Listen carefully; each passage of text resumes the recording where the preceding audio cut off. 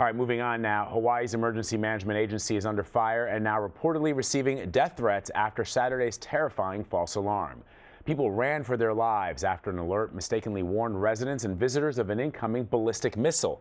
An employee at Hawaii's Emergency Management Agency pushed the wrong button, not once, but twice, triggering a wave of panic amid tensions over the threat of a nuclear strike from North Korea.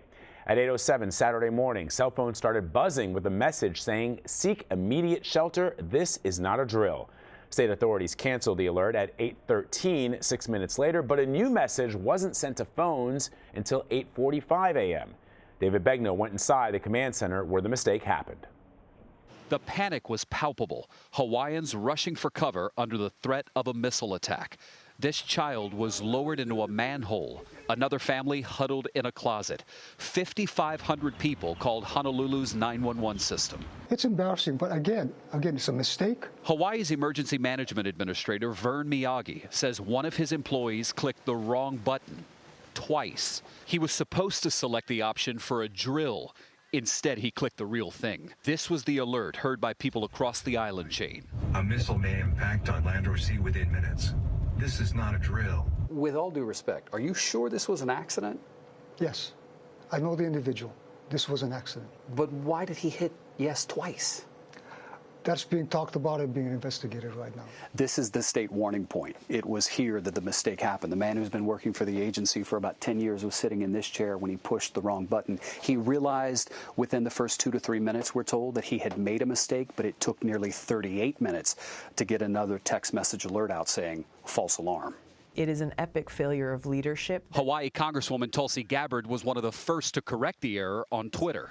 38 minutes of terror for the people of Hawaii before this message went out saying, sorry, false alarm. I don't usually panic. Noah Tom was far from his wife and children when the alert was first issued. I thought I could do something, and yet I felt totally helpless at the same time. So I'm sitting there just kind of bawling my eyes out. In the aftermath, people across Hawaii were confronted with this question. What would you do if this was the real thing? It's a wake-up call saying, hey, wait a minute. I don't know what to do.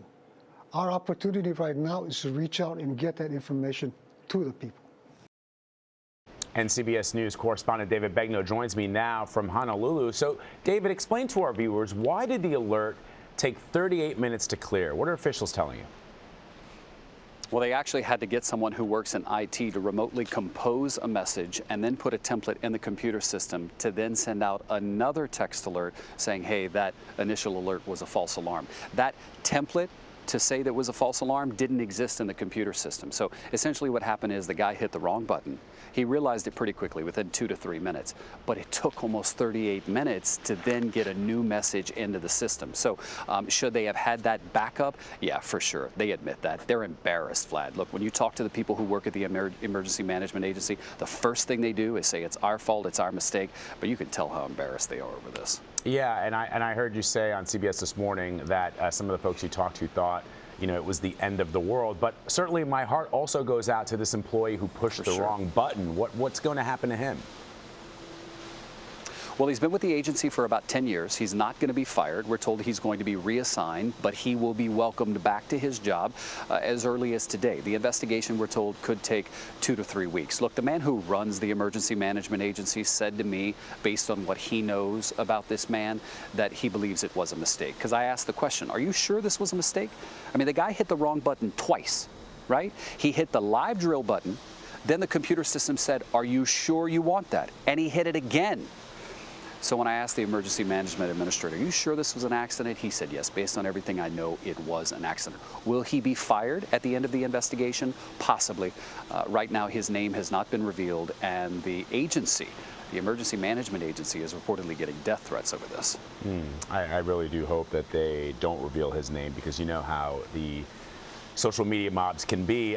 David, from the people you've talked to, how will this experience impact their lives moving forward? Well, look, we're not trying to be dramatic by saying some people thought this was the end of the world. I mean, you know, you have the tension with North Korea. There were people abandoning their vehicles on the freeway I talked to a man who had just dropped his daughter off at the airport and pulled over on the side of the road and started bawling because he couldn't figure out who to go to and spend his last remaining moments with. Does he go to his work where his wife is and stay with her? Does he go home where he had left his other 2 children and stay with them? I mean, those are some of the questions family were having. They were asking themselves. I talked to one woman who's stationed with her husband at Pearl Harbor, and she says she went to the bomb shelter that exists on the base and she couldn't get in. It was locked. I mean, there are so many stories. You could write a book, right? But, you know, people who are stateside who may be looking at this, who didn't get the alert, may think, okay, fine, it was a mistake, not a big deal.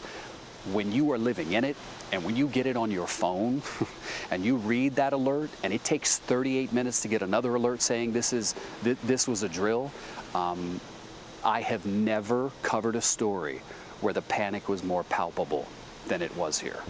You know, and it's interesting, you know, I grew up in the midst of the Cold War, and in the 70s and 80s in my school we had bomb shelters right here in New York City. These schools were very old, and I wonder now, are we moving back to that period? In our state and local and federal officials going to ensure that at least, even if something like this does happen again, people don't feel or don't come up into a scenario like that gentleman you mentioned who found that the bomb shelter was locked? Well, you know, recently, Vlad, they have started doing air raid drills here on the islands of Hawaii. So they've been activating the sirens to practice, right? This is something they haven't done in a long time. In fact, when the mistake happened and the false alarm went out, there were some sirens that went off. And that was a mistake, because what we're told is, as a part of the drill, the sirens are not supposed to go off. So now they're trying to figure out why the sirens are going off. I mean, Hawaii is having to have discussions that people here who run the island haven't heard of or really haven't talked about in decades, right? But those discussions are happening now, given the tension with North Korea. But I think it's also important to point out 2 things. Number one, a lot of people said to us, when I got the alert and I realized that this may be the real deal, I thought to myself, what can I do? Like what can I legitimately do to save my life or the life of my family? And a lot of people felt helpless. But then on the flip side, you had some people with the Emergency Management Agency who said this is a wake-up call. It's our mistake and we apologize for it.